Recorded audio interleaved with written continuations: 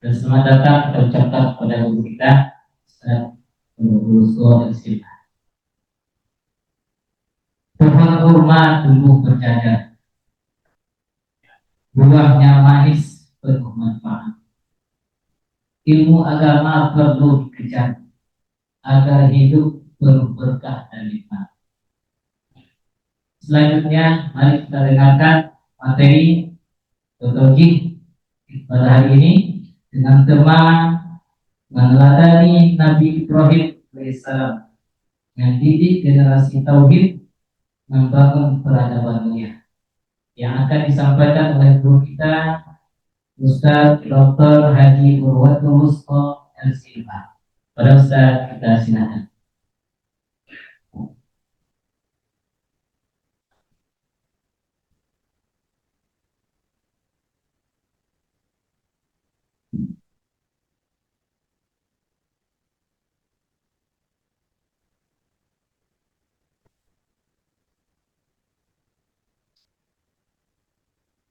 Assalamualaikum warahmatullahi wabarakatuh.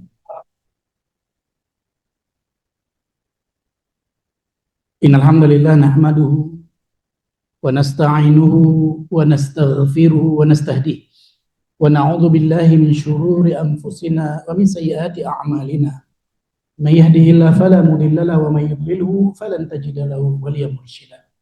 Asyhadu an la ilaha illallah wahdahu la syarika lah wa asyhadu anna Muhammadan abduhu wa rasuluhu sallallahu alaihi wasallam la nabiyya ba'da wa ba'd. Alhamdulillah, puji dan syukur kehadirat Allah Subhanahu wa taala ketika kita masih mudah untuk datang di tempat-tempat kebaikan. Karena tidak semua orang diberikan karunia tersebut.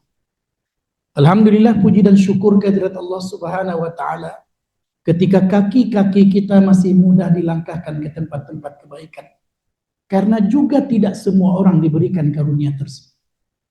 Dan alhamdulillah, puji dan syukur kehadirat Allah Subhanahu wa taala, kita dipertemukan juga dengan orang-orang baik. Dan semua itu kalau kita syukuri, mudah-mudahan ujungnya satu.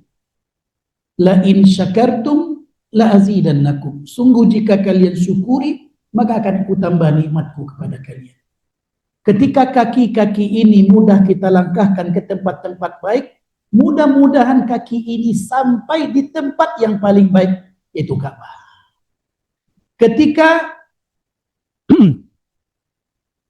Ketika kita bertemu dengan orang-orang baik dalam kehidupan dunia, lalu kita syukuri, mudah-mudahan kita bertemu juga dengan orang-orang baik di akhirat, yaitu surga Allah Subhanahu wa taala. Maka jangan pernah lupa untuk tetap bersyukur, walaupun kadang-kadang hidup ini tidak mudah. Kemudian salat serta salam kepada kedua dan uswasana kita, yaitu Nabi Muhammad sallallahu alaihi wasallam. Allahumma salli wa sallim alaihi. Yang sama-sama kita hormati pimpinan Azkia yang hadir, yang tidak bisa saya sebutkan satu persatu, dan seterusnya pimpinan unit dan hadirin hadirat yang dirahmati Allah. Saya dengan Ustaz Kemal ini mungkin ada sedikit cerita. Ya. Kalau beliau mengatakan guru, terbalik kayaknya. Ya. Sejak dulu kami bertemu di MAPK, beliau guru saya. Ya. Jadi kalau sudah bercerita tentang kitab kuning, saya dapat sakit kuningnya, beliau dapat ilmu kuningnya. Jadi waktu kelas 2 saya dapat sakit kuningnya, beliau dapat ilmunya gitu. Jadi kalau ada yang bertanya kenapa Ustaz juara 1 dulu, karena matematik saya lebih tinggi, ya itu aja Ustaz. Matematik itu SKS-nya kan 3, 6 gitu. Jadi pengalinya banyak. Sementara yang bahasa Arab itu Ustaz Akmal yang itu. Jadi kalau saya agak terbantu tadi karena beliau sudah mulai dengan mukaddimah. Tinggal kalau jalanlah data itu agak mudah. Jadi Ustaz yang dirahmati Allah, sebenarnya kaidah fikih di sini berlaku. Idza wujidal ma' batalat tayammum. Jika air ada, tayamum itu tidak sah. Jika Ustaz Akmal ada, Ustaz Urwah itu tidak sah. Nah itu gambaran sederhananya kalau kita ingin implementasi daripada kaidah fikih tersebut. Baik, Ustaz-ustazah yang dirahmati Allah. Tema yang kita angkat bukan tema baru, tema yang selalu ada. Bahkan mungkin tema ini seringkali Ustaz-ustaz di Azkia yang menyampaikan. bukan tema baru, tapi yang namanya sejarah. Oh, kasih. Tadi saya berharap tidak ada air supaya ada alasan untuk mempercepat tauji gitu. Iya, tapi ternyata airnya ada banyak lagi, jadi tidak ada alasan untuk mempercepat tauji ini selesai. Baik, Ustaz-Ustaz yang dirahmati Allah, kalau kita belajar tentang sejarah hanya tentang angka-angka dan peristiwa, yakinlah dia akan membosankan. Sebab yang kita tahu 10 November apa yang terjadi, ya. Kemudian 17 Agustus apa yang terjadi, hanya sekedar angka-angka dan peristiwa, yakinlah dia tidak akan pernah membuat kita kemudian ingin berlama-lama membahasnya. Tapi kalau yang kita ambil adalah ibrah dan pelajaran, seberapa panjang pun dan seberapa sering pun kita membahasnya, pasti akan ada nilai-nilai baru yang kita dapatkan. Dan disinilah sejarah itu akan menjadi sesuatu yang indah. Ya. Dan kita jangan pernah lupa, at-tarikhu yu'idu nafsahu. Sejarah itu akan berulang. Cuma pelakunya berbeda, tempatnya berbeda kadang-kadang. Maka pada kesempatan ini Anda tidak akan bicara tentang sejarahnya, tapi kita akan bicara tentang ibrahnya. Ya. Judul yang diberikan di sini meneladani Nabi Ibrahim mendidik generasi tauhid, membangun peradaban mulia. Ya. Kalau kita bicara tentang Nabi Ibrahim, bicara tentang sosok yang luar biasa yang pernah ada di permukaan bumi. Dan beliau adalah Abul Anbiya, bapaknya para nabi. Nabi-nabi setelah beliau itu berasal dari keturunan beliau.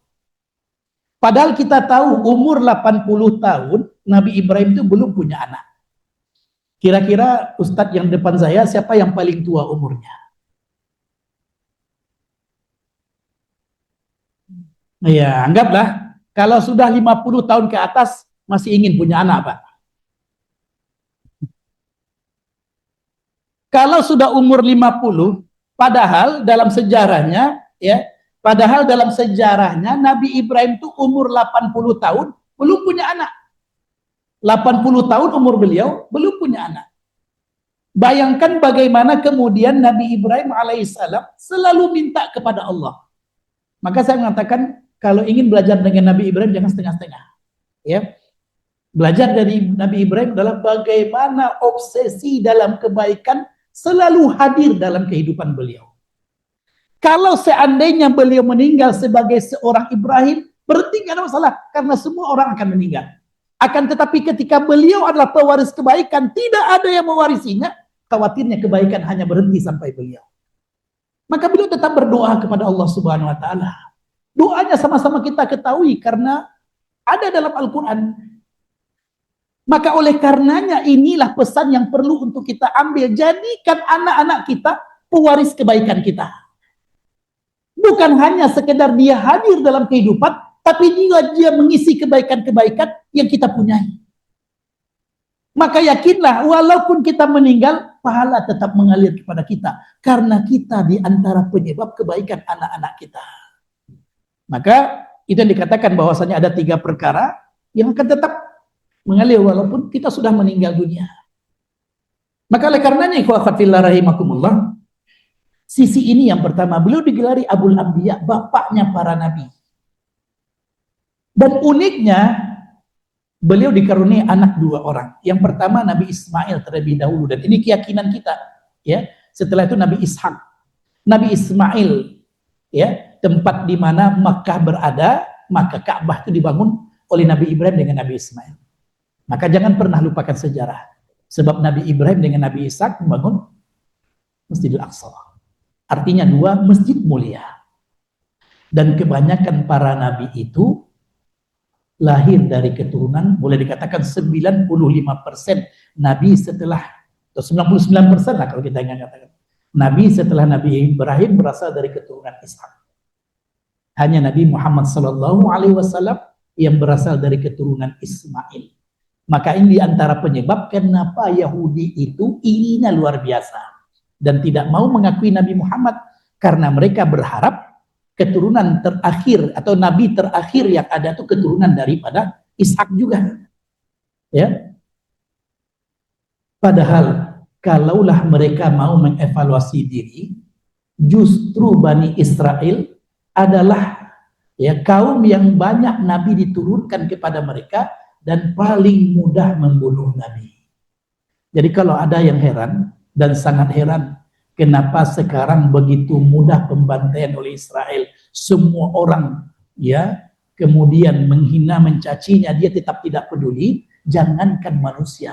Dulu Nabi saja mereka bunuh. Itu di antara hal yang tidak boleh kita lupakan. Ustaz, apa salahnya ya generasi zaman sekarang dibandingkan dengan dulu? Tetap saja bahwasanya kebencian kepada Islam itu sudah mengakar. Maka yang mereka cari untuk dilenyapkan adalah orang-orang yang punya keyakinan penuh dengan Islam. Maka oleh karenanya, ini Abul Anbiya. Dan berikutnya Nabi Ibrahim adalah ulul azmi. Semua Nabi pernah diuji. Semua Nabi orang-orang yang penuh dengan ujian yang paling berat. Sampai Nabi Muhammad SAW mengingatkan, inna asyaddan nasi bala'an anbiya'ullah tsummal amsal fal amsal. Sesungguhnya yang paling berat mendapatkan ujian di jalan Allah itu para nabi.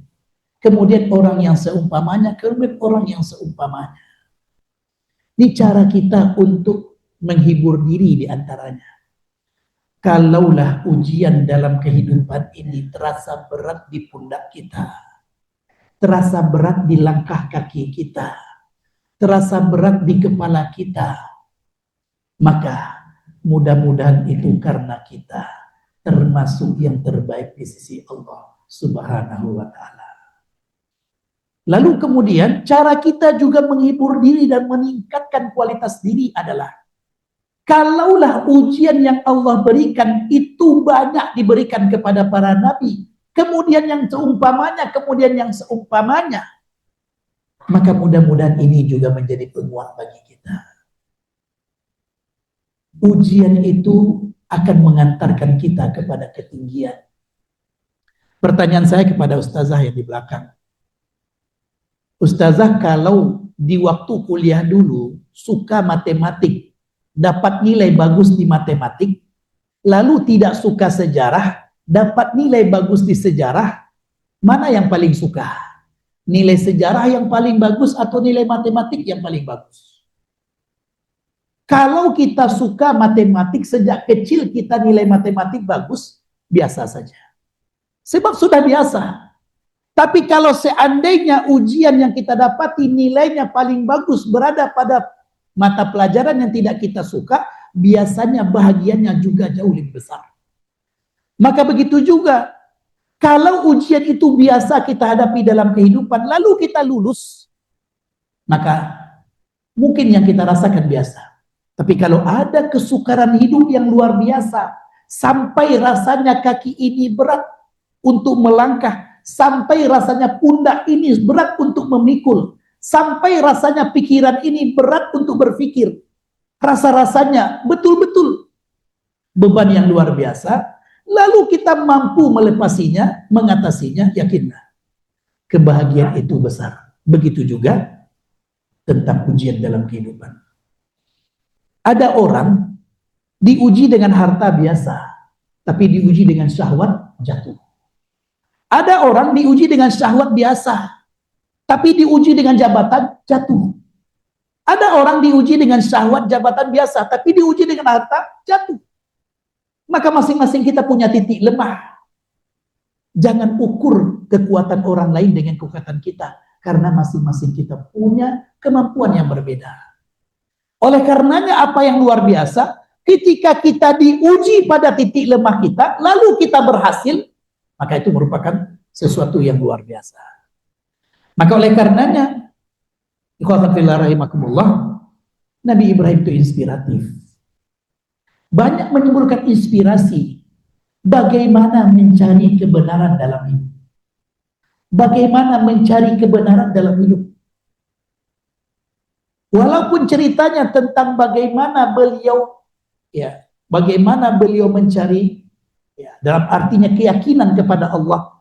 Lihat bulan, sebenarnya kalau kita coba cermati, beliau melihat bulan dan bintang itu kan bukan waktu beliau sudah dewasa saja.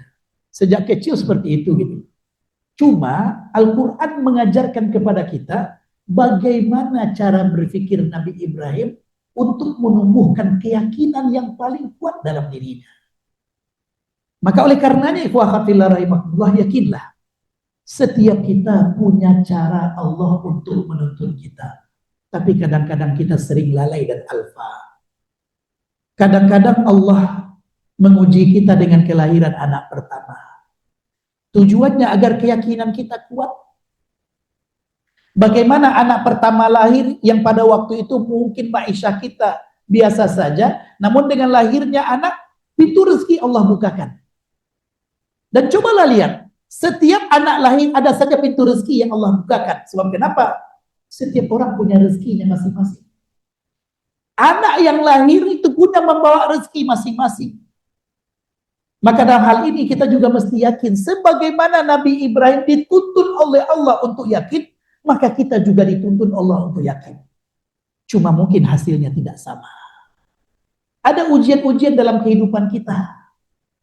Kadang-kadang suatu ketika kita dapati tidak ada yang dimakan di rumah. Namun kemudian kita diuji untuk memberi. Dan pada waktu itu kita memberi, lalu Allah bukakan pintu rezeki dari pintu yang tidak disangka-sangka. Dan ingatlah dengan ayat Allah, wa may yattaqillaha yaj'al lahu makhraja wa yarzuqhu min haitsu la yahtasib. Contoh sederhana. Kita mulai dari pendidikan akidah terlebih dahulu. Ya. Nabi Ibrahim alaihissalam, ya sejarahnya sama. Anda tidak bicara tentang sejarah baru, sejarahnya sejarah lama. Tapi kalau kita lihat dari corong mata akidah, kita akan dapati Nabi Ibrahim alaihissalam meninggalkan istri dan anaknya, bayi yang baru lahir di tengah padang pasir tandus. Tidak ada makanan di sana, tidak ada minuman, dan tidak ada orang di sana. Ya, kalau ustazah ditinggalkan oleh suami di tengah padang pasir tandus, mau? Kalau sekarang ini ustazah ditinggalkan suami di tempat yang tidak ada makanan, minuman, dan tidak ada orang di sana, mau ustazah? Jangan mau. Sebab suami kita nggak nabi. Jadi kalau ada mengatakan kalau gitu kita pakai, enggak. Kalau nabi, wahyu yang menuntun, maka pertanyaan Hajar sederhana, menunjukkan Hajar orang yang luar biasa keimanannya. Allahu amaraka bihadza? Apakah Allah yang menyuruh berbuat demikian? Wahai suami, aku cintai. Cintanya kepada suaminya, kepercayaannya kepada suaminya, tapi beranjak dari keyakinannya kepada Allah. Jadi kalau suami akan menyia-nyiakannya, bukan karena patuh kepada Allah Subhanahu wa taala, disinilah la ta'ata li makhluqin fi ma'siyatil khaliq. Tidak ada taat kepada makhluk kalau dalam rangka maksiat kepada Khalik. Maka pertanyaan Hajar bukan tangisan, bukan rengekan. Onde udah, kok udah tinggal nabo di situ. Ya. Maka Ustaz-ustazah yang dirahmati Allah, orang Minang paling luar biasa dalam menyampaikan pesan seperti ini. Kalaulah ada rato yang paling buat tangi, orang Minang yang paling jago. Cobalah saya lihat lagu-lagu Minang tuh, rato. Cobalah, Anda bukan apa-apa ya. Kalaulah kita mendengar lagu Minang, tapi berada di luar Minang, cobalah kau tidak menangis. Walaupun kita nggak suka dengan lagu ya, walaupun kita nggak suka dengan lagu, ibu tadang ada awak tentang mande.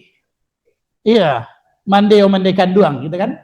Mungkin kita nggak suka, tapi liriknya membuat kita kemudian masuk dan ternyata apa terasa air mata itu. Sebab kenapa orang Minang itu jauh dari kampung halaman. Apapun yang membuatnya ingat dengan kampung halaman, itu satu yang mengesankan baginya.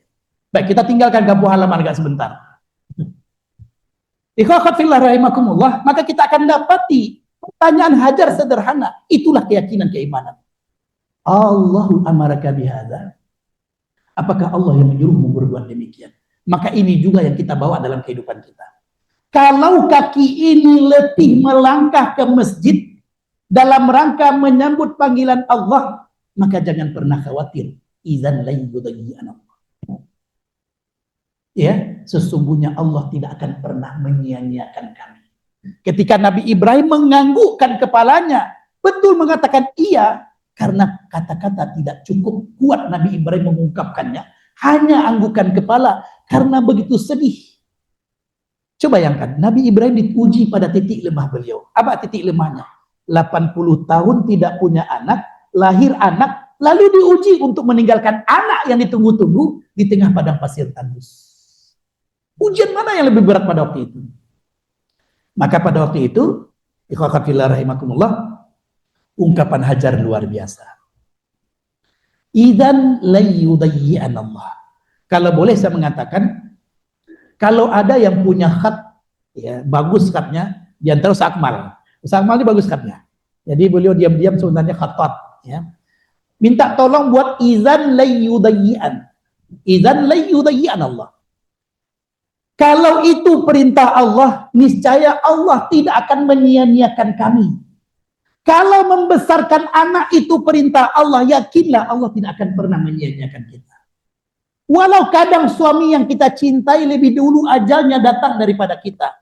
Walau orang yang begitu kita cintai lebih dulu ajalnya datang kepada kita. Tapi membesarkan anak adalah perintah Allah, yakinlah Allah nggak akan pernah menyia-nyiakan kita. Begitu juga kalau pergi ke Baitullah haji itu meninggalkan anak yang kita sayang, meninggalkan keluarga yang kita sayang, maka yakinlah kadang-kadang ada nenek onde Ustaz jualan cucu ke makan. Biasanya jawabnya makan, jawabnya menjual, maka khawatir hilangkan. Begitulah yang diajarkan oleh Hajar dan Nabi Ibrahim alaihissalam. Idzan layyudayyi'an Allah.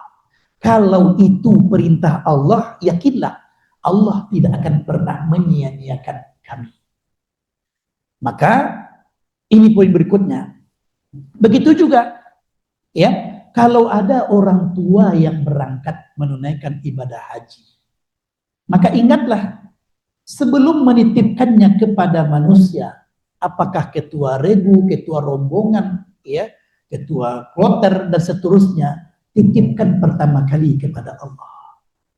Begitu juga bagi kita yang punya anak-anak yang menuntut ilmu sampai ke negeri orang, ya, sampai jauh di luar Sumatera Barat, sampai jauh di luar Indonesia, sampai jauh di luar benua Asia. Sebelum kita titipkan kepada siapapun, titipkan dulu kepada Allah Subhanahu wa taala. Supaya apa? Supaya cemas itu tidak selalu merayap dalam hati. Supaya apa? Supaya kita bersandar kepada zat yang lebih kuat, zat yang lebih penyayang. Maka oleh karenanya ikhwatillah rahimakumullah, kisah untuk meninggalkan Hajar dan bayi yang baru saja dilahirkan adalah kisah yang luar biasa. Tauhid yang diajarkan luar biasa. Idzan layyudayyi'an Allah. Jangan sampai para istri sampai berpikir deh, kok meninggal dulu udah bakal menggadangkan anak. Saya katakan, jangan pernah terucap hal seperti itu. Karena yang memberi rezeki kita bukan kuda kita. Yang memberi rezeki kita adalah Allah Subhanahu wa taala. Ya, dan tanamkan kepada anak-anak. Bukan berlepas daripada ayah, tidak. Tapi bersandar kepada zat yang maha kaya. Zat yang maha kuat. Kalau anak bersandar kepada ayah, ayah lepas, ayah hilang, lepaslah. Tapi ketika anak diajar bersandar kepada Allah, Allah tidak akan pernah berlepas. Sisi ini diantaranya. Maka Hajar mengajarkan hal yang luar biasa. Begitu juga, ikhwatillah rahimakumullah, berkaitan dengan, ya, berkaitan dengan ma'isyah, berkaitan dengan menuntut ilmu. Apapun perintah Allah, yakinlah Allah tidak akan pernah menyia-nyiakan. Anggaplah ada anak kita, ya, nilainya bagus. Lalu kemudian kita rasanya tidak mampu menyekolahkannya di kampus-kampus terbaik. Jangan diajarkan kepada anak-anak, ya, jangan berpikir tinggi-tinggi mana kuliah, ya, umi tidak taluk doh. Jangan. Kalau saya mengatakan ajarkan dia bersandar, ya, ajarkan dia bersandar kepada Allah. Kalau memang cita-citamu tinggi, nak, maka mintalah kepada Allah karena tidak ada yang mustahil di sisi Allah. Walaupun umi dan abi tidak punya kelapangan harta, tapi Allah maha kaya. Allah punya cara untuk merealisasikan tujuan-tujuan kita. Ajarkan mereka untuk bagaimana bersandar kepada Allah. Dan yakinlah kalau ini diulang-ulang bagi anak, dia akan teringat hal seperti ini. Ya, makanya ikhwah fillah rahimakumullah, ini poin pertama. Berkaitan juga dengan keyakinan, Allah uji Hajar pada titik lemah seorang ibu. Tadi Allah uji Ibrahim pada titik lemah seorang ayah yang sudah lama. Oh iya, dia karyana sabang. Baik, terima kasih banyak sahabat. Titik lemah seorang ibu. Saya bertanya kepada ustazah yang di belakang. Ustazah, apa titik lemah seorang ibu? Tangisan bayi. Ustazah, kalau ada bayi kecil menangis, terdengar, apakah langsung bangun? Kalau papa mau tanya, kalau papa punya anak kete, menangis, lihat aja langsung tegak, Pak. biarlah jawaban masing-masing, nggak usah disampaikan di sini. Biarlah kita jawab masing-masing gitu loh. Tapi yang saya katakan, titik lemah seorang ibu itulah tangisan bayi. Maka ibu manapun yang ada fitrahnya, yang begitu kuat fitrahnya, tidak akan pernah melupakan sisi ini. Tangisan bayi seakan-akan menggiris hatinya. Dia lupakan letih dan lelah sebagai seorang ibu, lalu berjalan dari Bukit Safa ke Bukit Marwah, Marwah ke Safa, 7 kali yang diabadikan dalam ibadah umroh dan haji, yaitu sa'i. Tapi pertanyaannya, apakah solusi Allah berikan di Bukit Safa? Tidak. Apakah solusi Allah berikan di Bukit Marwah? Tidak. Apakah solusi Allah berikan antara Safa dan Marwah? Tidak. Dan seringkali kita dapati seperti ini dalam kehidupan kita. Ada masalah, lalu kita cari solusinya. Bukan di situ Allah berikan solusinya. Solusi Allah berikan di kaki anaknya Ismail bernama Zamzam. Air Zamzam tidak susah bagi Allah. Ketika pertama kali Ismail kecil menangis, lalu Allah berikan Zamzam. Tidak ada susah. Kun, fayakun. Tapi seakan-akan mengingatkan kepada kita bersama, dalam hidup ini, yang diperlukan adalah ikhtiar. Tentang hasilnya, Allah yang menentukan. Allah punya cara untuk mendekatkan solusi kepada kita. Maka jangan pernah khawatir tentang hasil. Yang perlu kita khawatirkan adalah usaha dan ikhtiar terbaik. Dan tidak selalunya, kalau dalam mengatakan hasil tidak menyisi usaha, tidak selalunya. Coba lihat. Kalau betullah usaha itu, ya hasil tidak menyisi usaha 100%, maka kita akan katakan, ya, orang yang keluar keringat lebih banyak dan lebih capek setiap harinya, pasti akan mendapatkan rezeki yang lebih. Namun ternyata tidak. Maka yang kita perlu ingat adalah ikhtiar terbaik. Maka kita diajar ketika berikhtiar, jangan anggap hasil dari ikhtiar kita. Sebab mungkin saja kita akan stres. Tapi kita yakin Allah yang menentukan hasil. Apapun yang Allah putuskan, itulah yang terbaik untuk kita. Bagi yang bujang-bujang, masih ada yang bujang, Ustaz? Masih? Punya kriteria terbaik tentang istri, silahkan. Mau 3 halaman, 5 halaman, buatlah.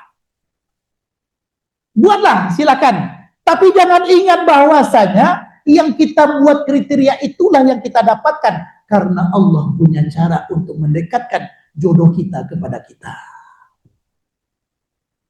Oleh karenanya, jangan tergantung dengan apa yang kita rencanakan, tapi bersandar dengan apa yang Allah beri.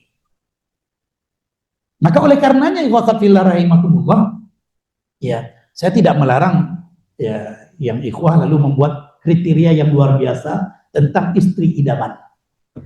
Ya, sebagaimana seorang akhwat juga tidak dilarang untuk membuat kriteria yang luar biasa tentang suami idaman. Ya. Sebab kenapa? Yang pasti takdir akan Allah pertemukan dengan jodohnya. Disitulah kemudian kita berusaha untuk meyakinkan diri. Yang Allah beri adalah yang terbaik untuk kita. walaupun tidak seideal yang kita inginkan. Maka oleh karenanya ikhwanatillah rahimakumullah, konflik rumah tangga di awal-awal pernikahan itu beranjak dari cara pandang tentang keluarga. Kalau cara pandang tentang keluarga sudah duduk, maka biasanya konflik rumah tangga di awal tidak akan banyak. Tapi kalau seandainya cara pandang tentang keluarga tidak klop, maka biasanya awal-awal itu akan membuat jerih dan akan membuat keringat yang lebih banyak. Maka oleh karenanya ikhwatillah rahimakumullah, sebelum kita masuk ke dalam rumah tangga, satu hal yang kita perlu adalah apa? Istikharah. Allahumma inni astakhiruka. Ya Allah, sesungguhnya aku meminta pandangan atau pilihan terbaik daripadamu. Astakhiruka bi'ilmik wa astakbiruka biqudratik. Ya, wa as'aluka min fadlikal azim. Kenapa? Karena ketika kita bawa Allah dalam masalah kita, Allah akan menyelesaikan masalah kita. Tapi kalau kita tidak membawa Allah dalam masalah kita, berdekat sendiri khawatirnya dengan kita. Maka ini keyakinan, ini akidah yang perlu untuk kita hajar dari awal, sangat tahu bahwasanya Allah tidak akan pernah menyia-nyiakannya. Dan Allah uji, hajar berhasil, Allah beri karunia terbaik. Apa karunia tersebut? Air Zam-Zam. Air Zam-Zam bukan hanya tentang dua orang, Hajar dan Ismail. Bukan hanya tentang penduduk kota Mekah. Bukan hanya tentang penduduk kerajaan Arab Saudi sekarang. Tapi siapapun yang datang ke kota Mekah, minum air Zam-Zam sebanyak-banyaknya, lalu pulang membawa sebanyak-banyaknya, kalau boleh ya, tidak pernah air Zam-Zam itu habis.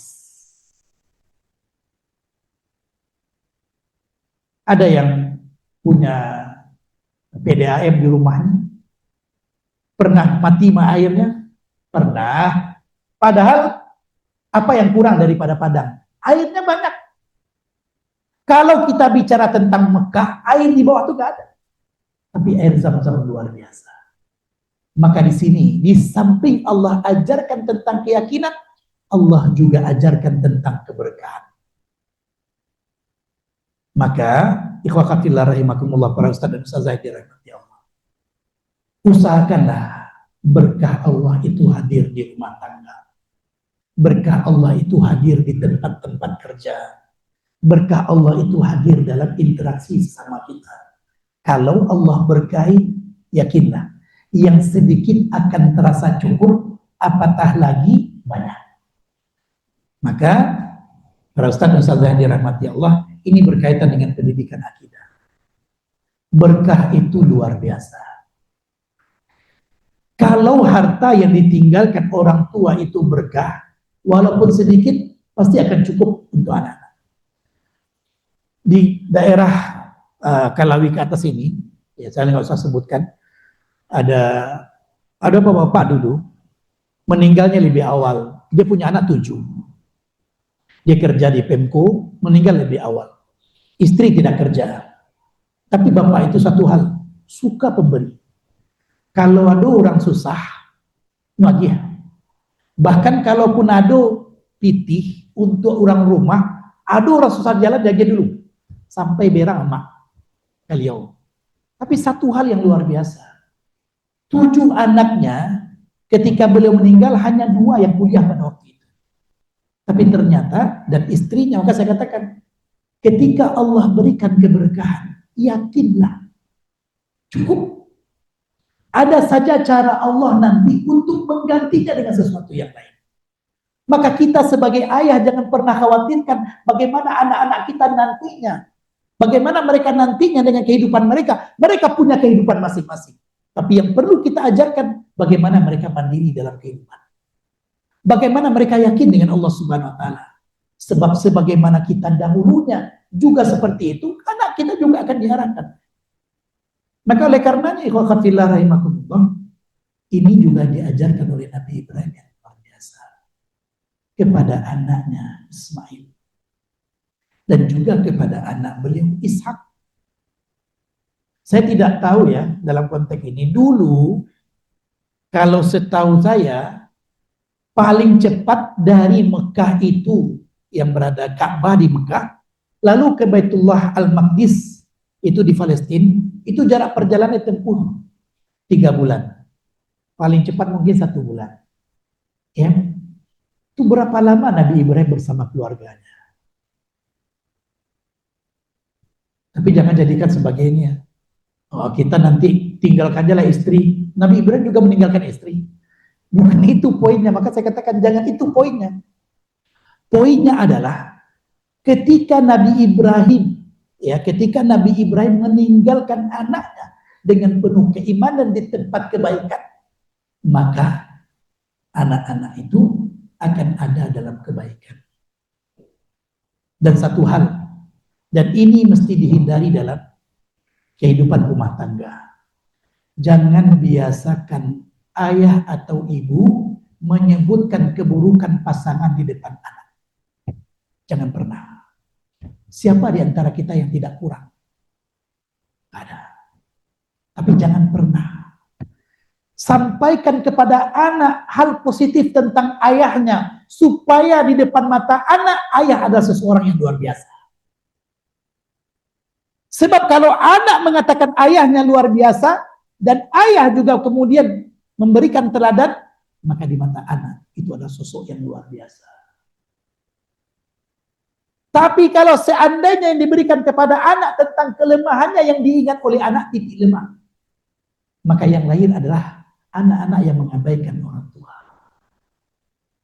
Maka oleh karenanya, ikhwatillah rahimakumullah, ini diantara hal yang kita dapatkan juga. Keberkahan. Kalau Allah berkahi, yakinlah Allah akan cukupkan. Maka la in syakartum la azidannakum, kata-kata azid di sana bukan hanya tambah, bahkan juga nilai berkah. Maka oleh karenanya, ikhwatillah rahimakumullah, sisi ini yang pertama. Kemudian yang kedua, karakter. Di sini anak ngambil dari apa yang disampaikan oleh Ustaz Romizon saja, berkaitan dengan karakter. Apa sisi karakter yang luar biasa kita dapati dalam sejarah Nabi Ibrahim alaihissalam? Nabi Ismail alaihissalam itu bertemu dengan ayahnya. Dalam setahun itu mungkin bisa dihitung berapa kali dan berapa lama. Kalau 3 bulan saja perjalanan, maka Nabi Ishak dan Nabi Ismail itu hanya 2 kali setahun bertemu dengan ayahnya. Ya, contoh bulan Januari sampai, kemudian Februari, Maret, April perjalanan, maka kemudian di bulan Mei sampailah di Palestina. Sebulan pula di sana Mei, Juni, Juli, Agustus, September baru sampai lagi di Mekah. Bayangkan seperti itu yang kita dapati. Tapi apakah kemudian yang lahir adalah anak-anak yang jauh daripada ayahnya? Satu hal yang luar biasa dari Sarah dan Hajar adalah karakter. Apa itu karakter yang ditanamkan?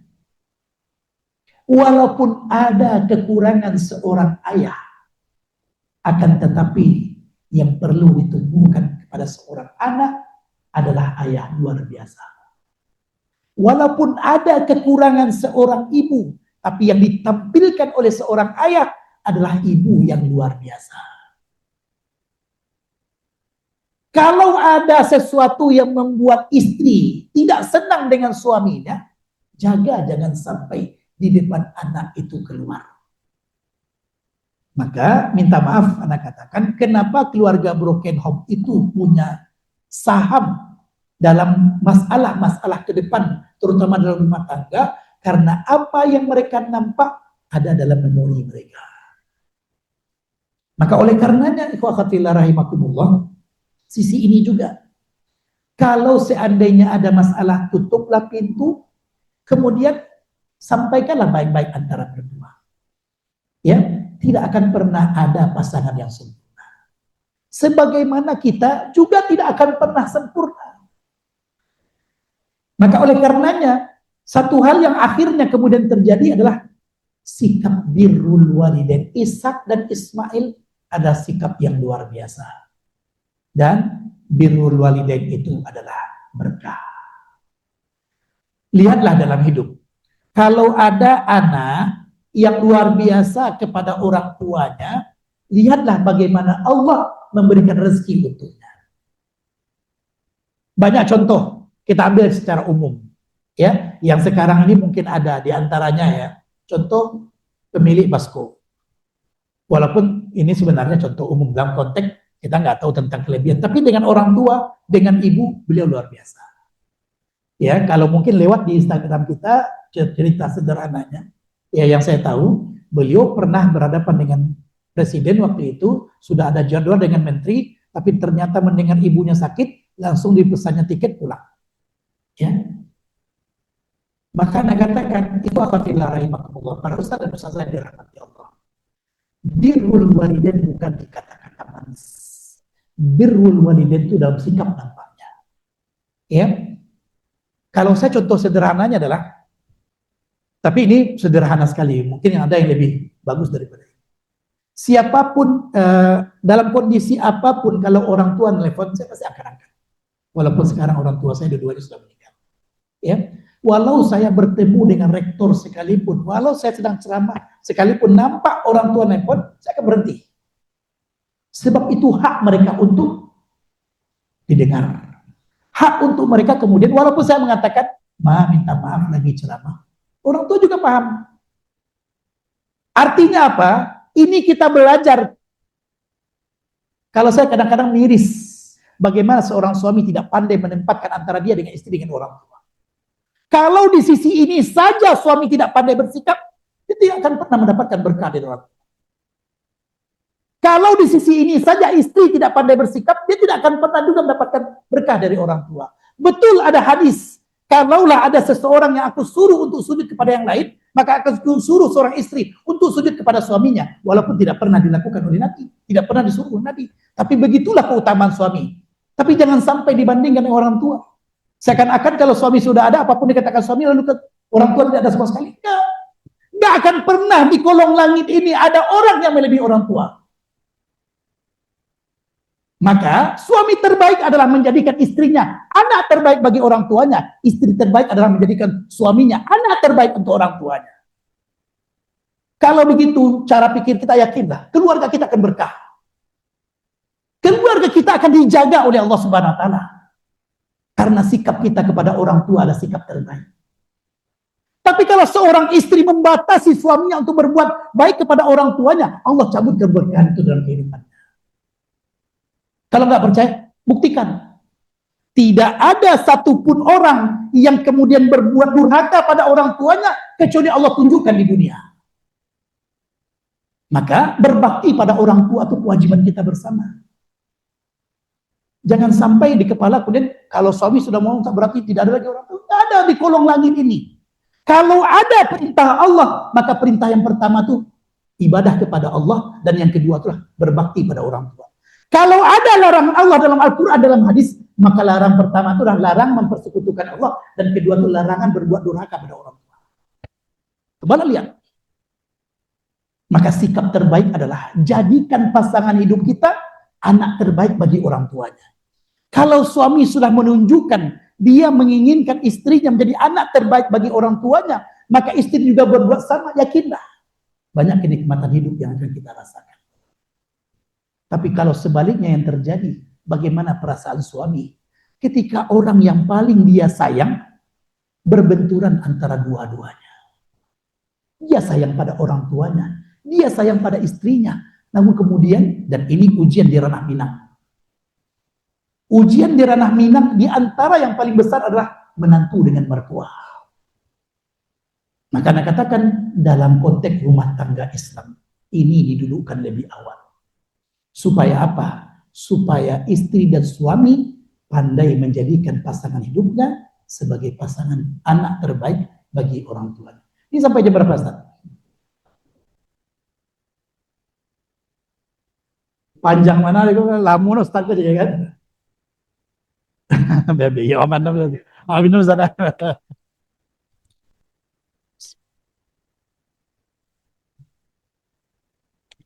Hmm. Baik, kalau berkaitan dengan orang tua, yang saya katakan sederhananya, waqafillah rahimakumullah, kalau ingin rezeki lapang, pandailah berbakti pada orang tua. Ya, cobalah kalau nggak percaya. Ya, saya terus terang, sejak di Madinah kuliah, kalau akan ujian saya selalu nelpon ibu, ya, lalu minta doa.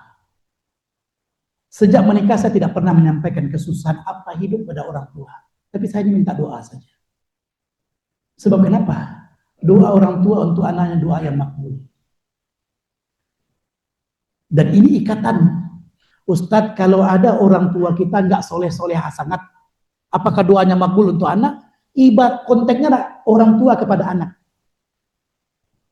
Jadi kalau ada hubungan orang tua dengan anak, itu diantara penyebab doanya makbul. Maka oleh karenanya, ikhwah rahimahullah itu diantaranya. Maka kita akan dapati Ismail dan Ishak itu luar biasa. Berhadapan dengan ibunya, berhadapan dengan ayahnya. Kalau kita pernah dengarkan sederhana, ketika sampai, walaupun ini cerita tentang Israiliyat, ya saya nggak dapatkan cerita sahihnya. Ibrahim datang, lalu kemudian istri Ismail yang menemui, lalu kemudian pesan daripada Nabi Ibrahim untuk menukar palang pintu gitu kan. Kan ini kalau ustaz-ustaz tahu ceramah itu tuh. Paham tuh. Acok diulang tuh. Kalau sederhananya, sesuai yang dirahmati Allah, sebegitu birrul walidaynya Ismail, sehingga dia tahu apa maksud ayahnya.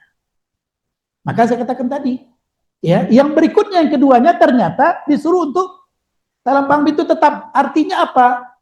Apa yang menjadi kebahagiaan ayah dan ibu adalah kebahagiaan untuk anak-anak. Ya. Tapi ingat, birru aba'akum taburrukum abna'akum. Ya, berbaktilah kalian kepada orang tua, maka anak-anak kalian akan pandai berbakti kepada kalian. Ini di antara hal yang sangat luar biasa. Baik, kita sambung. Ya. Dan Nabi Ibrahim juga menunjukkan, ini di antara hal yang perlu saya agak tekankan. Karena kadang-kadang ini dianggap sepele, terutama dalam konteks dakwah. Nabi Ibrahim berhadapan dengan Azar ayahandanya. Ya, yang membuat patung. Ibaratnya, kalau ada dosa yang dilakukan oleh orang menyembah patung, Azar punya saham di sana. Tapi bagaimana cara Nabi Ibrahim berkomunikasi dengan ayahnya, Azar? Jadi minta maaf, Anda tidak mengatakan, tidak setuju sama sekali dengan mengatakan dakwah tanpa basa-basi. Nggak ada tuh. Dakwah itu punya etika. Dakwah itu punya adab. Sampai-sampai mengatakan kalau sederhananya, kaidah sederhananya.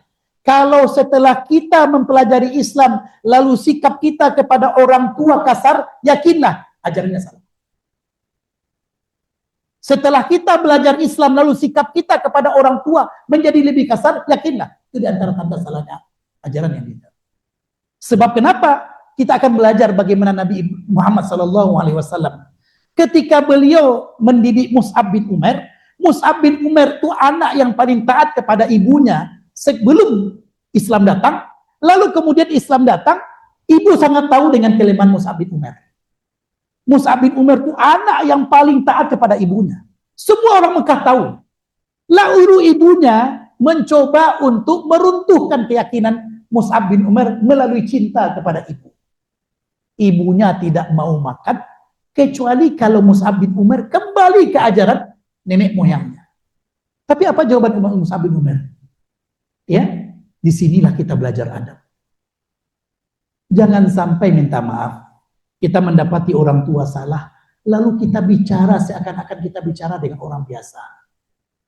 Lalu kita berkomunikasi seakan-akan kita anggap dia orang biasa. Apa aja kata-kata Mus'ab bin Umair? Wahai ibu, tidak ada seorang pun di kota Mekah ini yang tidak tahu aku adalah anak yang paling menyayang ibu. Akan tetapi ketika Islam ini hadir dalam kehidupanku, aku tidak pernah mau menukarnya dengan sesuatu yang lain. Kalaulah ibu punya 100 nyawa, lalu satu persatu keluar di depanku, maka aku tidak akan pernah meninggalkan agama ini. Yang disentuh adalah perasaan ibu. Kalau bicara ingin memperbaiki kesalahan orang tua, sentuhlah perasaannya, tapi adab jangan pernah lupakan. Etika jangan pernah lupakan. Cobalah lihat Nabi Muhammad SAW sangat menjaga etika, maka dakwah tanpa basa-basi menurut saya. Dakwah itu punya adab, dakwah itu punya etika. Sehingga ketika berinteraksi dengan orang, Allah ajarkan kepada kita melalui nabinya bagaimana bersikap. Maka oleh karenanya ikhwafillah rahimahullah, anak katakan, kalau setelah kita belajar ilmu agama, belajar Islam, lalu sikap kita kepada orang tua lebih lancang, lebih keras, maka yakin ada yang salah daripada apa yang kita belajar. Karena Islam tidak akan pernah mengajarkan seperti itu kepada umatnya.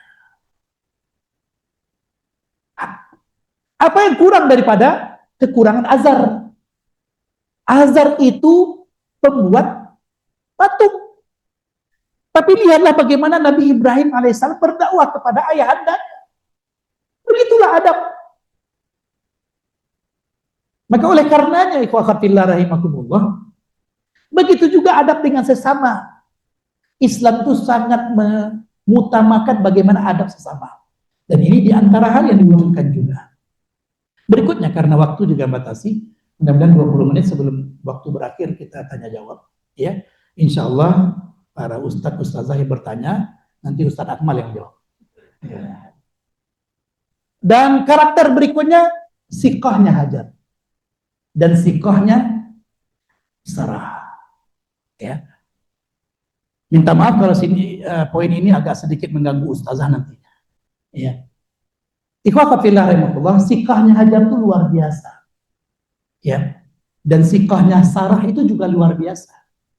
Ketika Nabi Ibrahim meninggalkan Hajar di tengah padang pasir, apakah bisa terlintas dalam pikiran Hajar, ini gara-gara istri pertama yang tidak suka dengan istri kedua, lalu disuruh untuk tinggalkan istri kedua di tengah padang pasir tandus? Bisa nggak terlintas dalam pikiran? Kok Ustaz tahu kan istrinya baru satu? Jadi kemungkinan itu ada. Kemungkinan itu ada, namun ternyata Hajar tidak memikirkan sisi itu. Hajar mengambil keyakinan. Dan luar biasanya Sarah.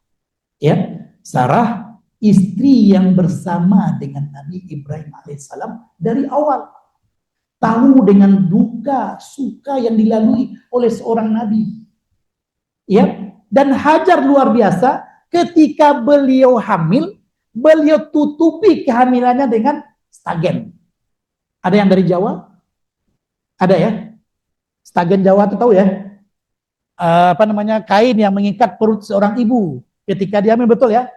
Yang pertama mengajarkan itu Hajar. Supaya apa? Supaya Sarah tidak tahu bahwasanya Hajar mengandung, supaya Sarah tidak berkecil hati. Lah lamun Nabi Ibrahim tidak juga hamil-hamil. Istri nang kedua sabanta langsung hamil. Itulah menjaga perasaan yang luar biasa. Ya. Oleh karenanya ikhwafillah rahimahullah bisa diarahkan ke mahkamah tuh, tapi kita fokus dengan apa yang kita sampaikan saja. Kalau cerita itu dibawa ke Ustaz kancang ceritanya. Yang ingin saya katakan adalah bagaimana sikoh mutabadilah, sikoh timbal balik antara suami istri itu perlu. Dan di sini sikoh suami istri kepada suami. Ya. Dan juga sikoh seorang suami kepada istri. Bukan sebentar meninggalkan Hajar dan Sarah di tempat masing-masing bagi Nabi Ibrahim. Tapi apakah Nabi Ibrahim pernah menuduh istrinya dengan tuduhan? Dan inilah yang luar biasa dalam rumah tangga. Kedepankanlah husnuzon kepada suami dan istri. Ya. Katanya, minta maaf kata orang ya, istri yang paling berani itu istri jenderal. Sebab kenapa? Jenderal takut kepadanya. Dan yang paling banyak ya, suami-suami yang takut istri itu biasanya berada di polisi atau tentara. Minta maaf nih secara umum ya. Jadi istri yang paling berani. Kalau saya mengatakan sederhananya, para ustaz-ustazah yang dirahmati Allah. Dalam poinnya, kalau siqah itu timbul, nggak perlu dicek handphone, tidak perlu dicek kemana pergi. Sebab kenapa? Karena kita tahu orang baik tidak akan berada kecuali di tempat baik. Ya, orang baik tidak ada kecuali di tempat baik. Maka begitulah cara kita untuk menguatkan ya ikatan batin di antara suami dan istri. Walaupun kita tahu tidak akan pernah ada seorang pun di antara kita menjadi malaikat. Walaupun kita tahu setiap kita punya syahwat. Walaupun kita tahu kita ada dosa masing-masing. Yang dosa kita kalaulah orang lain tahu, mungkin tidak ada seorang pun yang hormat kepada kita. Tapi ikhwah fillah rahimakumullah, Allah simpan kadang-kadang dosa tersebut. Allah tutup kesalahan kita. Karena Allah as-sattar. Allah maha menutupi. Kalau Allah yang menutup, kenapa kita mesti buka-buka? Maka sisi ini diantaranya. Ustadz Ustazah, kalau ada di antara Ustadz Ustazah nanti menjadi tokoh, itu ujiannya lagi. Apa ujiannya? Di antara ujian yang ada adalah, ada kadang-kadang wanita telepon malam-malam video call. Lalu video call tersebut dia rekam. Lalu kemudian minta maaf ya, karena mengatakan kasusnya sudah ada juga dan beberapa kali terjadi. Kadang-kadang dia dalam tampilan tidak ada pakaian. Sebab kenapa? Karena dia ingin menjadikan kita sebagai ATM. Kalau video ini kemudian disebar, maka kemudian yang terjadi adalah kehormatan. Maka orang biasanya akan menutup mulut dengan cara memberi. Ini kondisi-kondisi yang mungkin ya, minta maaf saya katakan, kalau kita Ustadz, saya nggak pernah seperti itu Ustadz, iya, karena mungkin kita belum terkenal. Gitu. Jadi, walhamdulillah rahimahumullah, ujiannya macam-macam dalam konteks tertentu. Maka saya katakan, kalau kita orang baik, insya Allah akan berada di tempat baik. Akan berada bersama orang-orang baik. Begitu juga cara kita dengan pasangan hidup. Kalau pasangan hidup kita orang baik, mudah-mudahan dia akan selalu bersama orang baik dan bertambah berada di tempat-tempat kebaikan. Baik, terakhir, visi peradaban. Fakhatillah rahimakumullah. Kalau kita bicara tentang keluarga Nabi Ibrahim alaihissalam, ya, ada yang unik dari perintah haji. Silakan kita buka surat Al-Hajj ayat 27. Wa adzim fin nasi bil hajj. Ya, dan himbaulah, beritahulah kepada manusia tentang haji. Dalam kisahnya dikatakan bahwasanya Nabi Ibrahim bertanya kepada Allah, bagaimana caraku untuk menyampaikan perintah haji ini kepada manusia? Karena nggak ada media sosial pada waktu itu. Nggak ada mic yang akan menyampaikan. Maka apa kata Allah SWT dalam Israiliyatnya? Yang dilakukan oleh Nabi Ibrahim, yang diperintahkan, itu yang dilakukan. Ketika Allah menyuruh wa'azim fin nasi bil hajj, maka itu yang dilakukan oleh Nabi Ibrahim. Sedangkan yang dilakukan oleh Allah SWT ada setelah itu. Ya, apa sambungannya? Wa'adzim fin nasi bil hajj ya'tuka rijala wa ala kulli dhamiri ya'tika min kulli fajjin amin. Jadi ketika ini sudah dilakukan oleh Nabi Ibrahim, yang lainnya Allah yang menyampaikan. Pertanyaan pada ustaz-ustaz, sejak umur berapa ustaz ingin pergi naik haji? Ini bukan tentang tukang bubur naik haji, ya. Sejak umur berapa? Kalau ustazah di belakang, sejak umur berapa kita punya keinginan naik haji? Walaupun kita tidak tahu kapan kita akan berangkat naik haji. Siapa dari sini kita yang ingin naik haji? Pasti semua. Bahkan bukan sekarang, sejak kecil kita pergi naik haji. Saya masih ingat dulu waktu kecil ada seorang ibu-ibu, sama kasusnya dengan yang viral. Dia jual sayur. Apa ungkapan ama-ama itu dulu? Mos kamos dan kumpuan mayuang. Kalau ada yang mendapatkan duit mos, berarti kita satu generasi. Tapi kalau ada yang tidak tahu duit mos, berarti kita beda generasi. Jadi kalau ada yang tahu duit mos, itu berarti kita satu generasi. Ya, yang tidak tahu duit mos, berarti kita beda generasi gitu. Jadi kata nenek itu, kata ama-ama itu yang jual sayur, mos kamos dan kumpuan pitih mayuang. Akhirnya sampai beliau naik haji. Coba bayangkan, begitu luar biasanya keinginan, maka duit 5 rupiah pun itu dikumpul. Sebab dulu berapa harga sayur? Kalau kini seberapa sayur, Ustaz? 5.000 SKB. Nah, itu kelebihannya Ustaz Azkia. Ustaz Azkia kok ustad-ustad yang berlanjut ke pasar. Jadi tahunya rego gitu kan. Jaleh aja.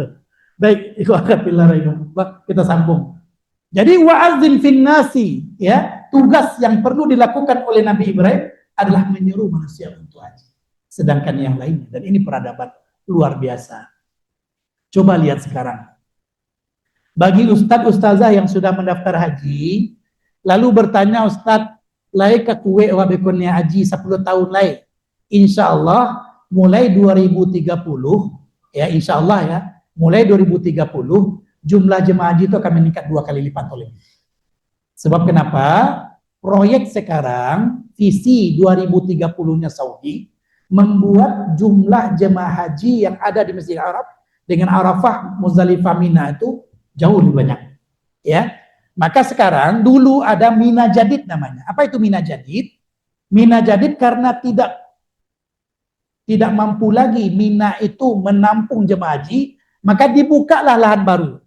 Ya, dibukalah tempat, maka sepakat para ulama sah kalau seandainya jemaah haji berada di sana. Padahal untuk ukuran Minanya dengan ukuran lama itu enggak. Tapi itu karena kondisi. Tapi sekarang itu enggak dipakai lagi.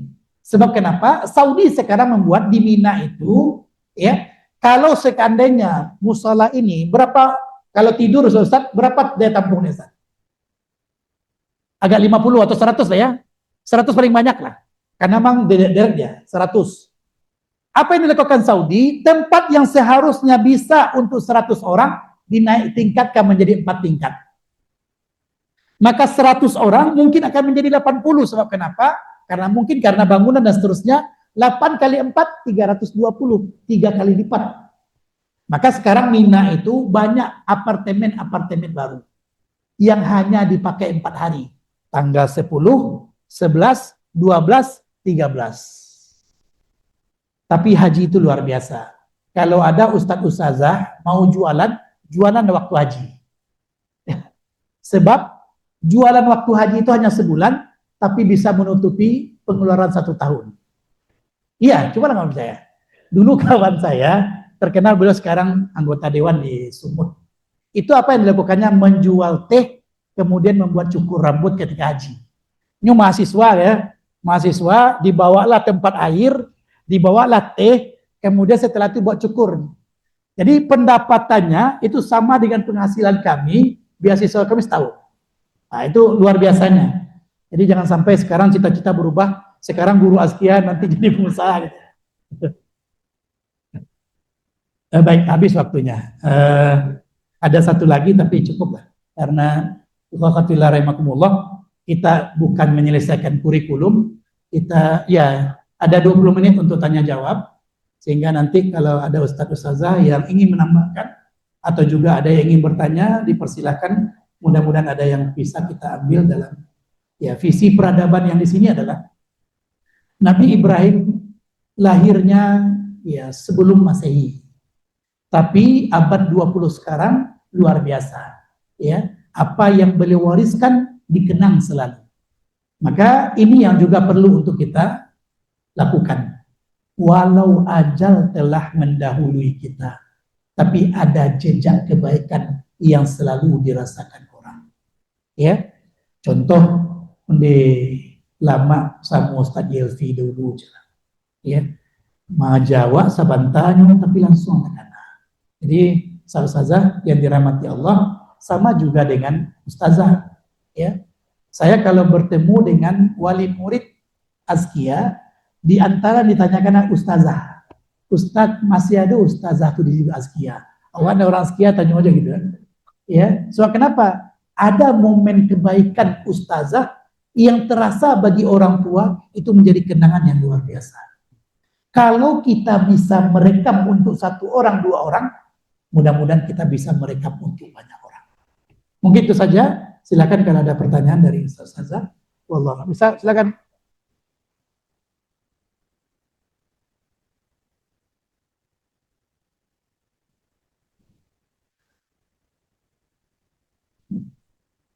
Ya, bismillahirrahmanirrahim. Assalamualaikum warahmatullahi wabarakatuh. Assalamualaikum.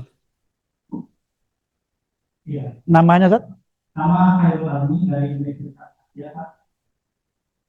Nah, terima kasih Ustaz atas kesempatan yang diberikan. Jadi, saya menyampaikan terlebih dahulu apa namanya urutan peristiwanya supaya bisa pas. Karena kita lebih dari beberapa minggu kemarin itu ada kehilangan ayah tercinta dan kehilangan ayah tercinta karena bersama 8 bersaudara itu berbentuk untuk ibu, ya, ibu untuk dibawa ke mana. Jadi dari hasil penemukan itu dengan beberapa argumen yang saya sampaikan, karena memang 8 anak itu sama-sama cukup kuat untuk sama-sama ingin mendampingi ibu, ya, ingin supaya ibu bersama dengan mereka seperti itu. Dan alhamdulillah setelah menyampaikan argumen analisa dari sisi memang anak pendidikan ya Padang, sementara saudara-saudara ini berada di Kadir ini Palembang. Kemudian ibu juga dalam waktu dekat juga harus operasi baru ginjal. Jadi untuk kemudahan komunikasi dan lokasi dan proyek sebagainya itu memang didekati dengan hal yang ada di Padang. Belum lagi fungsi-fungsi yang lain, sehingga alhamdulillah kita diputuskan ibu bersama. Dan ibu alhamdulillah sudah selesai operasinya, operasi batu ginjalnya, dan kemudian beliau masih dalam keadaan lemas.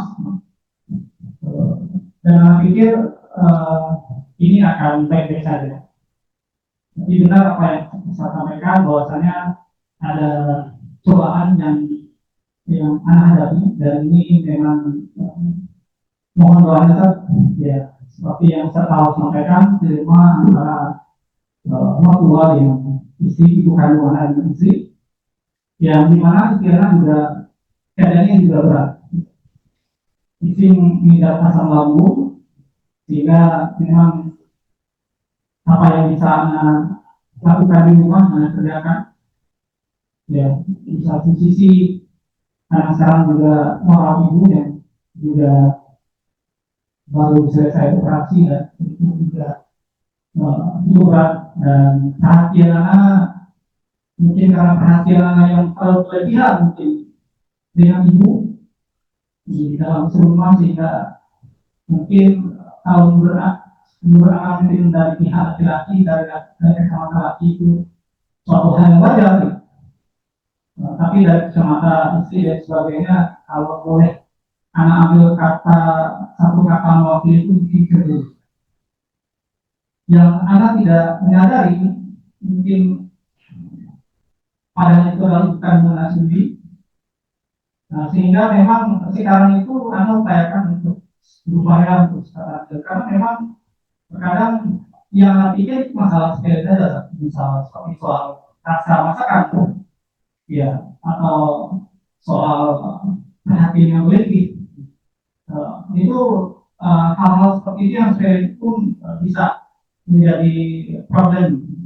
Jadi apalagi memang kondisi istri yang juga asam lambung yang memang butuh atensi juga, dan juga emosionalnya. Jadi anak menjaga kedua sisi itu supaya tetap seimbang. Satu sisi anak tetap berikan perhatian anak kepada istri, satu sisi anak ingin tetap mempertahankan saudara anak bersama.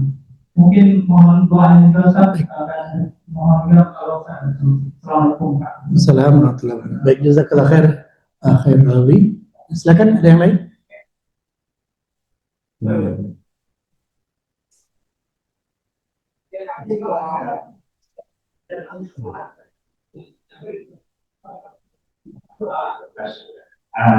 Mohon maaf Ustaz, terima kasih Pak.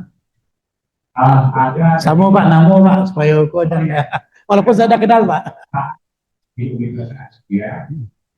Tadi saya tertarik dengan ulasan Pak Ustaz. Kita harus menjulukan orang tua secara dokter, ya. Di waktu saya mendengar selama di masjid, ada beberapa ustaz mengatakan di zaman Rasul ada seorang istri, ya, sama gini gitu ya. Antum tidak boleh keluar rumah pakai izin saya. Sekarang istri kan banyak juga ya, apa sih kata di keluar, ya kan? Sekali dia kan, yang jadi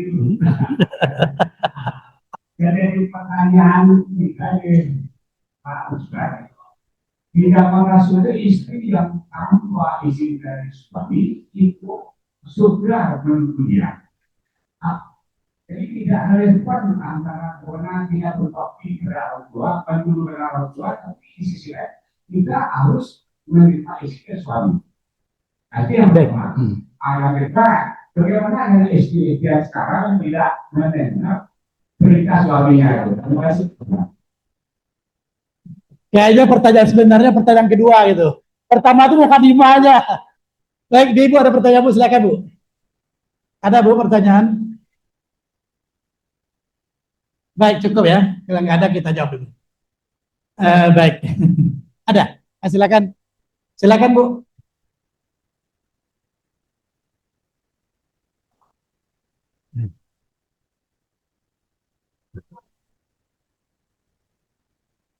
Saya gembira Pak An bertanya. Sebab ini pertanyaan pertama untuk saya dari Pak An.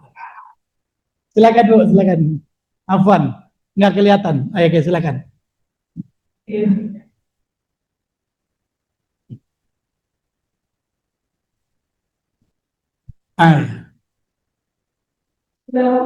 Assalamualaikum warahmatullahi wabarakatuh. Assalamualaikum warahmatullahi wabarakatuh. Ya. Siapa namanya? Oke.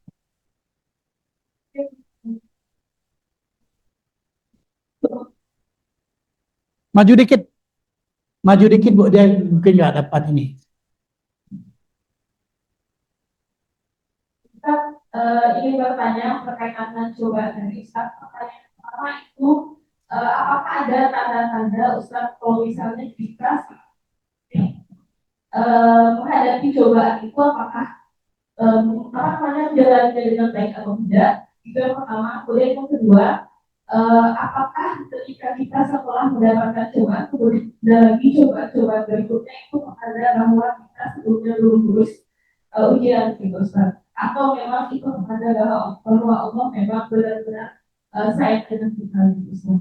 Itu saja. Assalamualaikum warahmatullahi wabarakatuh. Assalamualaikum warahmatullahi wabarakatuh. Baik, terima kasih banyak. Kita mulai Khairul Arbi dulu ya. Kalau Ana menjawab yang pertama untuk Khairul Arbi, antum senang nggak istri cemburu? Senang nggak istri cemburu? Senang, jangan sampai nggak senang istri cemburu. Kalau istri nggak cemburu lagi, berarti nggak pernah sayang lagi. Itu pertama itu. Jadi, kadang-kadang suami salah menyikapi cemburu istri. Yang pertama. Jadi ketika istri cemburu, itu dia menunjukkan sayang. Yakinlah, kalau istri nggak sayang lagi, nggak akan pernah dia cemburu.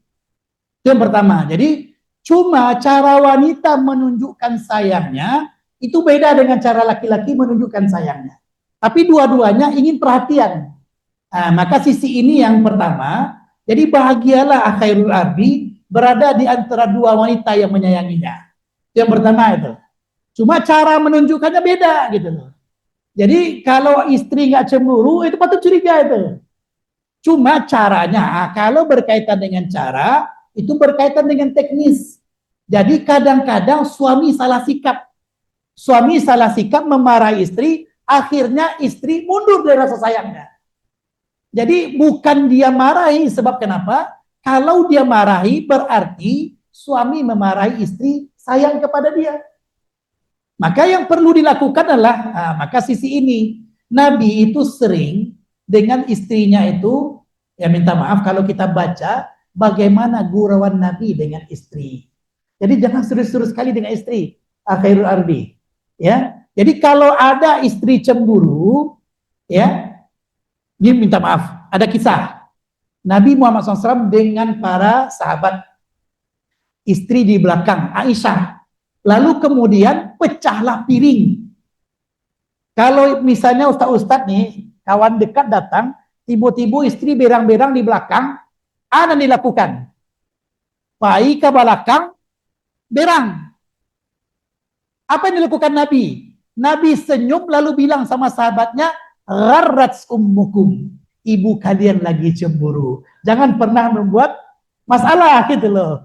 Jadi kita sering menyikapi cemburunya istri itu dengan sikap yang berbeda. Sehingga kemudian timbul sikap yang tidak kita inginkan. Maka dalam hal ini, kalau seandainya istri cemburu karena perhatian suami kepada ibunya, maka ditanyalah kepada istri, perhatian mana yang ingin Dinda dapatkan dari Kanda? Duduk kaji ya. Makanya minta maaf karena katakan kadang-kadang sikap salah menimbulkan masalah. Ya, walaupun sebenarnya minta maaf kepada para akhwat, para ummahat, ya, disitulah ujian kita. Ketika orang yang kita sayang lalu menunjukkan sayang yang tidak salah kepada orang yang patut disayang. Sikap kita menunjukkan iman kita, jangan anggap sepele. Ya, sikap kita menunjukkan iman kita. Belajarlah untuk menerima karena yang dilakukan suami itu nggak salah. Tapi juga jangan salahkan ketika ada keinginan berharap yang sama daripada suami, bukan hanya kepada ibunya, tapi juga kepada istrinya. Jadi ini sebenarnya dua sisi, ya, dua sisi. Tapi minta maaf, anak katakan di Minang ini ujian luar biasa. Jarang-jarang di Minang antara mertua dengan menantu tuklok. Ya, maka kalau saya mengatakan kepada istri, ini poin pertama, ya, poin pertama yang mesti dikuatkan, ya. Jadi kalau ada yang diuji dari sisi ini, lapangkan dada, sebab merubah itu bukan sebentar, perlu waktu, ya. Maka sisi inilah, dan kemudian ikhwanatillah rahimahumullah, keyakinan kita dengan Islam juga akan menunjukkan sikap. Ini diantaranya. Bagi para suami menghadapi cemburu istri, lapangkan dada, rilekslah, dan usahakan mendapatkan cinta dua orang wanita luar biasa. Ya, jangan sampai pertentangkan, jangan sampai pilihannya, ya, pilih Aden atau ibu, itu tidak boleh. Ya, itu diantara hal yang saya katakan ini diantara hal yang ujian. Dan bagi wanita, minta maaf. Jangankan dengan ibu, dengan anak saja ibu-ibu kadang cemburu. Ya, Bu? Kok galak sih, Bu? Dalam kehidupan minta maaf, kalau ada anak gadis, anak awak kandung, lalu dakek ju ayahnya, kadang-kadang istri cemburu nggak? Ada cemburunya. Dia melahirkan saingannya gitu ya. Jadi wanita itu memang karena ya, ini sifat wanita dan ini fitrah di antara fitrah wanita. Dia ingin diperhatikan, dia ingin disayangi, dan cara wanita menunjukkan sayang beda dengan cara laki-laki menunjukkan sayang. Maka di antaranya, Wallahu a'lam, mungkin dalam hal ini yang ilmu anak baru sampai di sana. Tapi prinsip sederhananya, Ustaz Khairul Ardi ya sudah berada pada posisi yang benar. Kalanya juga sama. Dulu anak ditawarkan ketika S3 selesai itu mengajar di Malaysia. Gaji yang ditawarkan tuh 5.000 ringgit. Masih ingat atau ujian itu. Lalu bertanyalah kepada ibu. Baru saya mendengar lu tahun nikah di Malaysia, ndak ada orang pulang je lah, tu pulang lah ya. Walaupun saya masih ingat gaji pertama sampai 2006 di UIN dia Imam Bonjol 800.000 tidak sebanding dengan 5.000 ringgit yang ditawarkan. Ya, tapi kita ada birrul walidain. Allah berikan keberkahan dengan cara. Jadi prinsip sederhananya, jangan pertentangkan antara dua cinta wanita mulia. Cinta ibu dengan cinta istri. Jangan pertentangkan, tapi padukan. Maka disinilah kadang-kadang suami menunjukkan kualitasnya. Suami terbaik yang mampu menggabungkan dua cinta. Tapi kalau seandainya baru satu cinta, naikilah tahap berikutnya supaya dua cinta yang kita dapatkan. Yakinlah, dia tidak semudah membalik telapak tangan. Ada ujian kadang-kadang, ya. Ada ujian kadang-kadang. Contoh, kadang-kadang wak dapet ama nanaga nyinyia seketik. Dapet lo istri nanaga paraso lo seketik. Itu kadang-kadang ujian itu muncul. Jadi prinsip sederhananya, sisi-sisi ini perlu, ya. Maka dalam hal inilah, ya, nikmatilah hidup. Karena memang kenikmatan hidup itu perlu untuk kita nikmati. Jadi jangan sampai dia menyerah, saya menyerah enggak. Kalau seandainya sekarang itu baru kita dapatkan 30, maka berikutnya kita harapkan dapat 40, naik 50 dan seterusnya. Ya. Dan kadang-kadang minta maaf, ujian itu bukan datang dari istri, kadang-kadang dari orang tua. Ya. Kok semani tujuh bini yang kawin cek lain, ya kan? Alah tuh, kabur gambar. Jadi hal seperti ini dia perlu penyikapan yang baik. Jadi saya katakan, kalau dalam diri kita sudah ada keyakinan dua cinta wanita ini adalah dua cinta yang patut kita perjuangkan, maka kalkulah sebaiknya. Insya Allah kita akan dapatkan yang terbaik. Minta maaf, kadang-kadang dari pengorbanan suami, Allah jadikan istri dan anak-anaknya wanita luar biasa. Ya, apa ungkapannya? Wa aslahna lahu zaujah. Ayat apa tuh, Ustaz?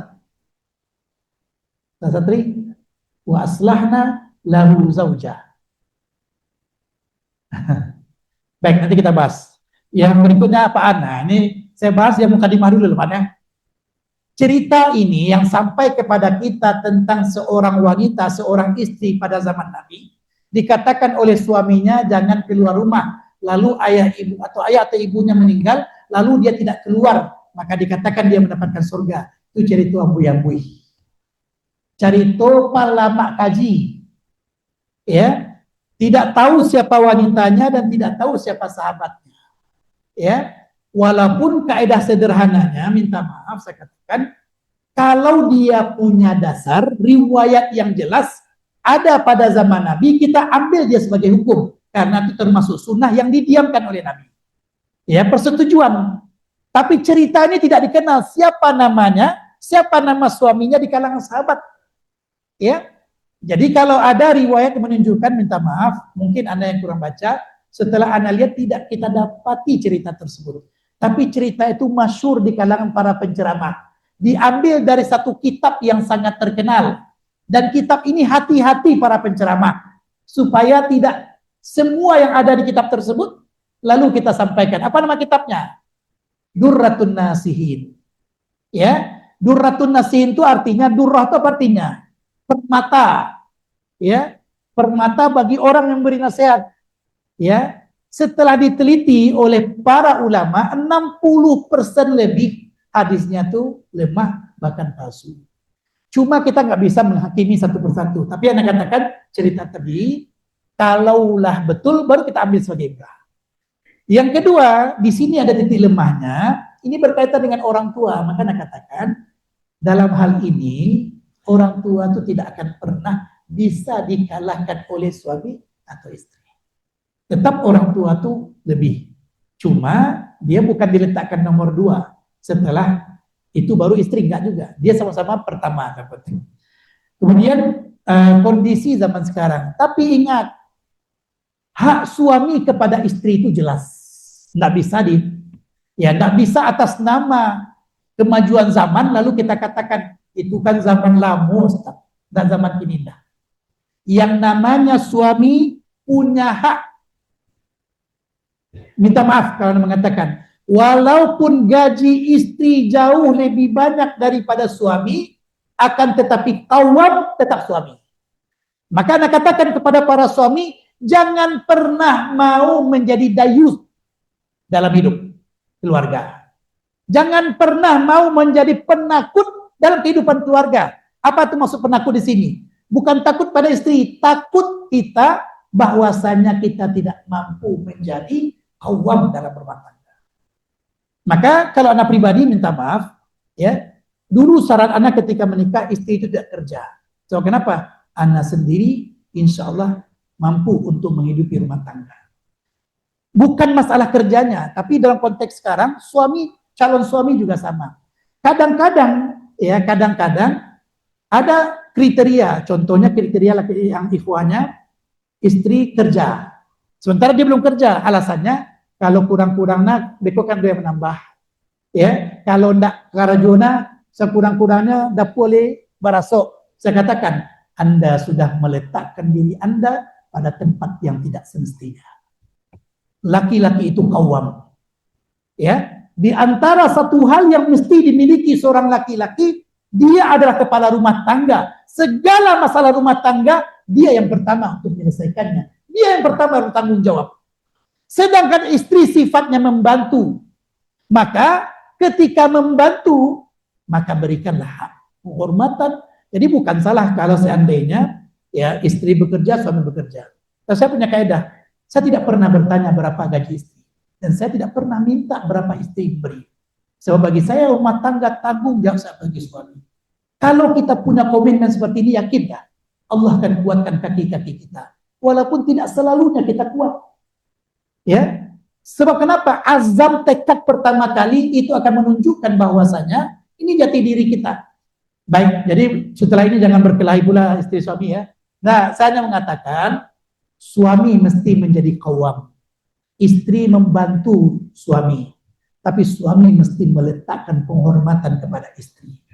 Ketika mereka yang telah melahirkan anak untuk kita, yang telah menyiapkan segala keperluan untuk kita, yang telah memberikan segala cinta untuk kita, lalu juga letih dan lelah untuk mencari penghasilan dan rumah kepada kita, maka hormatilah mereka. Mereka adalah wanita terbaik yang Allah berikan di sisi kita. Maka jangan pernah abaikan mereka, karena kebahagiaan kita jangan jauh-jauh mencarinya. Kebahagiaan kita ada di rumah tangga. Tapi bagi istri ingatlah, suami itu disuruh untuk taat bukan karena suami yang nyuruh, Allah dan Rasul yang menyuruh. Walau suami kita punya kekurangan, punya keterbatasan, punya kelemahan, dia tetap qawwam. Maka berikanlah haknya kepada mereka. Sebab seorang suami yang diberikan haknya oleh istri, yang tumbuh dalam dirinya adalah kepercayaan diri. Kalau kepercayaan dirinya sudah kuat, beban berat di luar sana tidak akan pernah meluluh lantakkan keyakinan dan keyakinannya kepada Anda. Maka dengan cara inilah kita bersama-sama dalam rumah tangga. Kayaknya lama gua maju ke depan. Nah, baik, yang ketiga, Bu Roza. Cobaan dalam Islam, cobaan sebagai ada habis waktunya. Boleh 2 menit saja. Cobaan itu bagi muslim itu ada 3. Yang pertama, karena Allah sayang. Masing-masing ada dalilnya. Saya nggak cukup lagi waktunya. Pertama, karena Allah sayang. Ya, Innallaha idza ahabba 'abdan ibtalahu. Ya, sesungguhnya Allah jika mencintai seorang hamba, Allah uji hamba tersebut. Yang kedua, karena Allah ingin hapuskan dosa-dosanya. Yang ketiga, karena Allah ingin tinggikan derajatnya. Ini diantaranya. Yang keempat, Allah uji hambanya karena Allah mengazabnya. Ini dalam surat Al-A'raf ya. Jadi prinsip sederhananya, kapan kita tahu ujian itu adalah positif atau negatif? Tergantung bagaimana cara kita menyikapinya. Kalau seandainya, minta maaf, ada musibah datang dalam kehidupan kita, contoh banjir, rumah kita kena oleh banjir tersebut, apakah ini cobaan? Apakah ini ujian? Dalam konteks Allah sayang pada kita. Cara kita memandanglah yang akan membuat kita tahu apa yang diinginkan Allah di sebalik ujian. Kalau kita pakai husnuzon di sebalik ujian, yakinlah yang akan kita dapati satu di antara 3. Ya, kalau kita husnuzon dengan Allah SWT di sebalik ujian, itu karena Allah sayang. Kita daftar di kampus terbaik, namun ternyata Allah belum kabulkan. Kita mendaftar di tempat kerja terbaik, namun ternyata gagal. Lalu kita katakan, oh ada tempat lain yang Allah persiapkan untuk kita. Sehingga kita bertemu di Azkia ini. Mungkin ini ada tempat terbaik yang Allah berikan. Sebab kenapa? Kalau tempat pertama dahulu kita mendaftar diberikan, mungkin bukan kita sekarang yang muncul. Maka oleh karenanya, itu yang pertama, Allah cinta. Kemudian yang kedua, ada ruang-ruang waktu. Salah yang kita lakukan, Allah berikan penebusnya. Jadi kalau sakit kita, ya, mintalah kepada Allah agar sakit itu penggugur dosa. Ya. Sebab kenapa? Allah ingin bertemu kita pada waktu ajal kita, tidak ada lagi dosa di dalam kita. Makanya oleh karenanya, cara kita menyikapi musibah akan membuat kita tahu apa yang Allah inginkan di sebalik ujian yang ada. Yang ketiga, kadang-kadang Allah inginkan yang terbaik, Allah tinggikan derajat kita. Allah uji Asiyah istri Fir'aun, berada di sisi Fir'aun, karena Allah siapkan istana untuk Asiyah di surga. Ya, yang tidak ada istana lain yang paling megah adalah istananya Asiyah. Karena Asiyah berdoa, Rabbi benili indaka baitan fil jannah. Ya Allah, bangunkan untukku istana di surga. Minta maaf, Ustaz yang dirahmati Allah, minta maaf karena ada agenda setelah ini yang mesti Anda turut. Minta maaf, bukan karena kaji, kok kajinya seperti itu, kok ada kato-kato nak tapi, kok ada garah-garah yang tidak selesai. Jadi minta maaf kepada Bapak Ibu, Ustaz yang dirahmati Allah. Aku lu qauli hadza wa astaghfirullah li wa lakum. Airnya tidak habis, saya bawa insyaallah. Ya, assalamualaikum warahmatullahi wabarakatuh.